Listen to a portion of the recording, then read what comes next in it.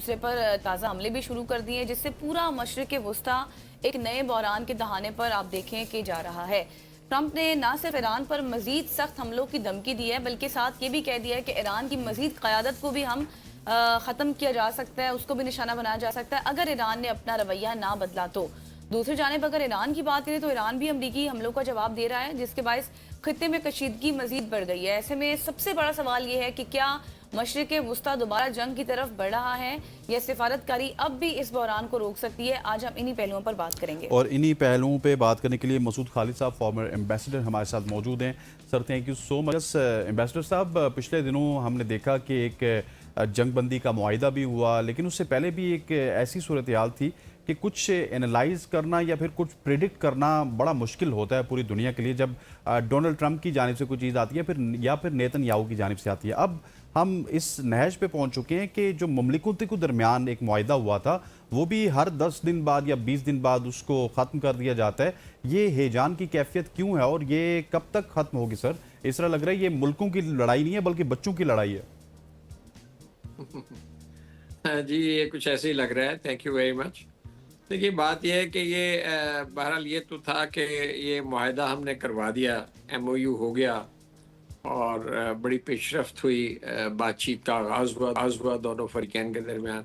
लेकिन बहरहाल ये सीज़ फायर जो थी फ्रेजाइल तो थी, क्योंकि बहुत जो डिस्ट्रस्ट है वो बहुत ज़्यादा है, गैर एतमादी एक दूसरे पे बहुत ज़्यादा है और वो 47 साल से एक्यूमुलेट हुई है ईरान और अमेरिका के दरमियान।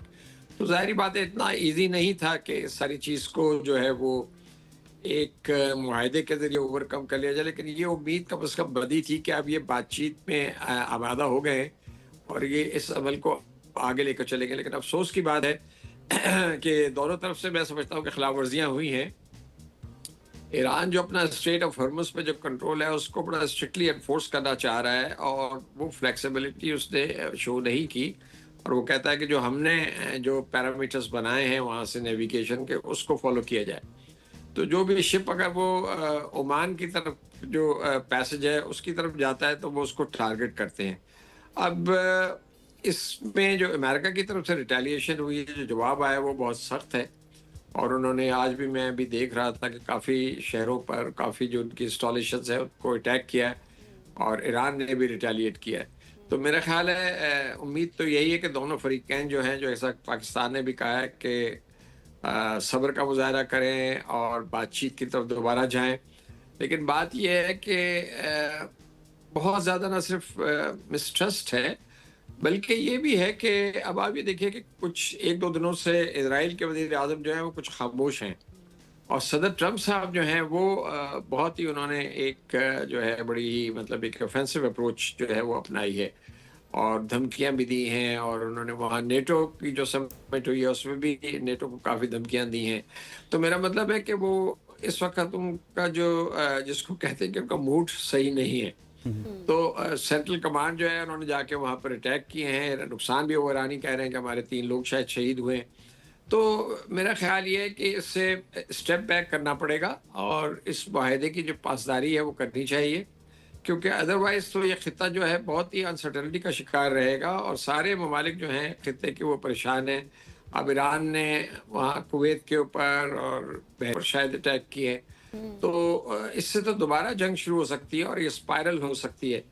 तो मेरा मतलब है कि बड़ा ज़रूरी है और दोनों फ़रीक़ैन को ये चाहिए कि तहम्मुल का मुज़ाहरा करें, बर्दारी का मुज़ाहरा करें बल्कि, और ईरान को भी चाहिए कि थोड़ी-सी फ्लेक्सिबिलिटी शो करे।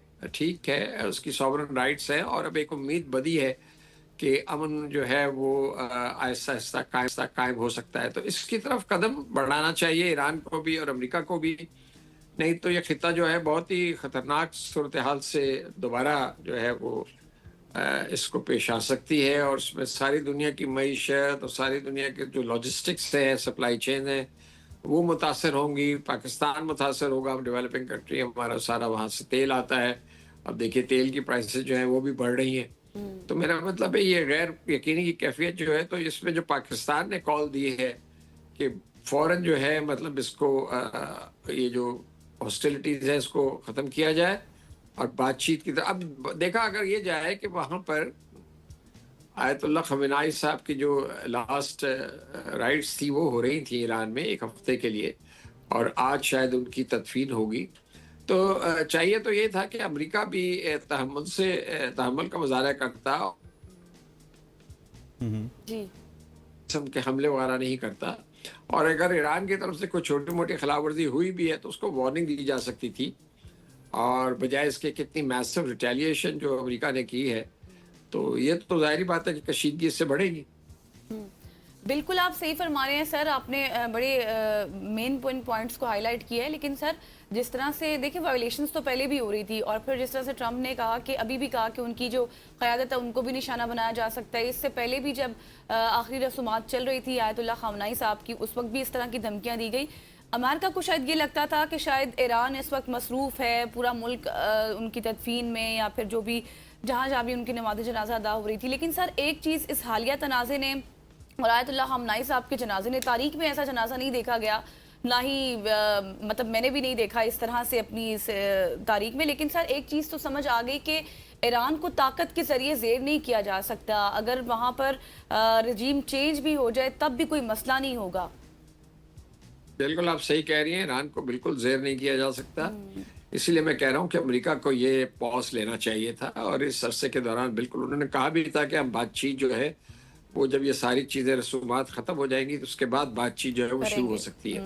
लेकिन ईरान की तरफ से भी कुछ सख्त बयानबाजी आती है तो वो टिट फॉर टैट हो जाता है। और आपको पता है कि ट्रंप साहब तो एक मिनट भी जो है ठहरते नहीं है और फ़ौरन उसका जवाब देते, तो उससे कशीदगी में इजाफा होता है। लेकिन मैं आपसे मुत्तफिक हूँ कि ईरान को ज़ेर करना इतना आसान नहीं है, और ईरान ने बिल्कुल अपना लोहा मनवाया है इस वॉर में, और उन्हें बड़ा जवाब दिया। और इस दफ़ा भी अगर लड़ाई बड़ाई हो गई तो ईरान जो है वो पूरी कुव्वत से जवाब देगा, तो इसमें तो कोई शक शुबा नहीं होना चाहिए। तो लिहाजा बेहतर यही है। और मैं ये समझता हूँ कि ये दोनों फरीकें ये चाहते हैं कि अब जंग ना हो। ये जो खिलाफवर्जियाँ हैं, लेकिन ये संगीन खिलाफवर्जी है जो इस वक्त सीज़ फायर की हुई है, और इसको फ़ौरन थमना चाहिए। और अब अगर मेरा ख्याल है अमरीकी सदर अब वापस जा रहे हैं वाशिंगटन, वहाँ से नेटो समिट के बाद, तो अपनी कैबिनेट के साथ बैठे और जो उन्होंने एक अच्छा कदम उठाया है सीज़ फायर की तरफ और बातचीत की तरफ, उसको सस्टेन करें। और ईरान भी मेरे ख्याल है रेसिप्रोकेट करेगा। लेकिन अगर इसमें मजीद टिट फॉर टैट हुआ, हमले हुए दोनों तरफ से, तो फिर तो जाहिर बात है हम प्रेडिक्ट नहीं कर सकते कि सूरत हाल क्या होगी। अच्छा सर, अगर ट्रंप साहब की बात की जाए तो वो तो ये कहते थे कि मैंने पूरी दुनिया में जंगें ख़त्म करवाई हैं, पाक भारत की जंग कह रहे थे, फिर और 3-4 जंगों का जिक्र करते हैं कि मैंने ये वॉर्स ख़त्म करवाई हैं। लेकिन एक वॉर है जो कि वो ख़त्म ही नहीं करना चाहते, सीज़ फायर की बार बार वो खिलाफ वर्जी करते हुए नज़र आते हैं। हालांकि उनके जो इंतखाबी एजेंडा था उसमें अमेरिकन रिवाइवल की बात हो रही थी, उनकी इकॉनमी की रिवाइवल की बात हो रही थी, लेकिन कहीं ना कहीं इस जंग का इम्पैक्ट पूरी दुनिया में भी पड़ा और अमेरिका में भी पड़ा। सो इस चीज़ का क्या उनको रियलाइजेशन नहीं है कि अगर ये जंग वापस छिड़ गई तो फिर जो एक अमेरिका की भी फ्रेजाइल इकॉनमी है वो उनके लिए एक सरदर्द बन जाएगी? मेरी अपनी असेसमेंट ये है, और हो सकता है मैं गलत हूँ, कि सदर ट्रंप जो है दोबारा जंग की तरफ नहीं जाना चाहते। ये उनकी कोर्सिव टैक्टिक्स हैं जो वो हमेशा अडॉप्ट करते हैं। वो धमकी देते हैं, अटैक भी कर देते हैं, फिर रिट्रीट कर लेते हैं। तो कॉन्ट्रडिक्शंस तो हैं अमेरिका की पॉलिसी में बहुत बड़ी, और जाहिर बात है इसका असर जो है अमेरिका की मईशत के ऊपर, अमेरिकी अवाम के ऊपर भी हो रहा है। और वहाँ भी काफ़ी हलचल है, एजिटेशन है इनकी पॉलिसीज़ के ख़िलाफ़। और नवंबर में इनके इलेक्शन भी आ रहे हैं कांग्रेस के। तो मेरा मतलब ये सारे फैक्टर्स जो हैं कंबाइन करते हैं और ये प्रेशर लाते हैं अमेरिकी सदर के ऊपर कि इस जंग का आगाज़ दोबारा ना किया जाए। तो मुझे उम्मीद है कि मेरा ख्याल है कि बात थम जाएगी, और जल्द या बदेर जो है वो पाकिस्तान भी जाहिर बात है ये कोशिशें कर रहा है कि बातचीत जो है दोबारा शुरू हो। तो अब ये आज तदफीन वहाँ हो जाएगी उनकी, और उसके बाद अगर आप एक हफ्ता और ले लें तो हो सकता है कि आइंदा चंद दिनों में हम ये इशारा देखें दोनों तरफ से कि वो बातचीत के लिए दोबारा जो है रजामंद हो गए। लेकिन इस असला में मैं तो ये कम से कम समझता हूँ कि ये बड़ा ज़रूरी है कि दोनों फरीकैन जो हैं ज़रा बयानबाजी से, इश्तियालंगेज़ी से गुरेज करें, और ख़ुसूसन जो बयानात हैं उसको ज़रा थोड़ा सा टेपर डाउन करें। अगर ये हो जाए तो मेरा ख्याल है बातचीत दोबारा शुरू हो सकती है, और हम ये एक्सपेक्ट कर सकते हैं कि कहीं ना कहीं कोई ना कोई नतीजा जो है वो निकल आएगा। क्योंकि ईरान भी ये चाहता है कि उनकी भी रिकंस्ट्रक्शन हो, वो भी अब फोकस करें इकोनॉमी के ऊपर। वहाँ भी काफ़ी मुश्किलात हैं, उनको चैलेंजेस हैं, अमेरिका के अपने चैलेंजेस हैं। तो मेरा ख्याल है दोनों फुल फ्लेश्ड वॉर तो नहीं चाहते। सही, दोनों वॉर नहीं लेकिन चाहते, ये और सर दोनों के हक में भी नहीं है अगर हम देखा हक में जाए भी तो। नहीं। बिल्कुल, जी थैंक यू जी so much Masood Khalid sahab, former ambassador, हमारे साथ मॉडर्न डिटेल हम डिस्कशन कर रहे थे। और अब ये जंग दोनों के हक में नहीं है, पूरी दुनिया के हक में नहीं है। इस हवाले से अपने बयानात को भी थोड़ा कम करना होगा दोनों जानिब से। यहाँ पर लेंगे एक शॉर्ट सी ब्रेक, वापस आएंगे, हमारे साथ रहिएगा।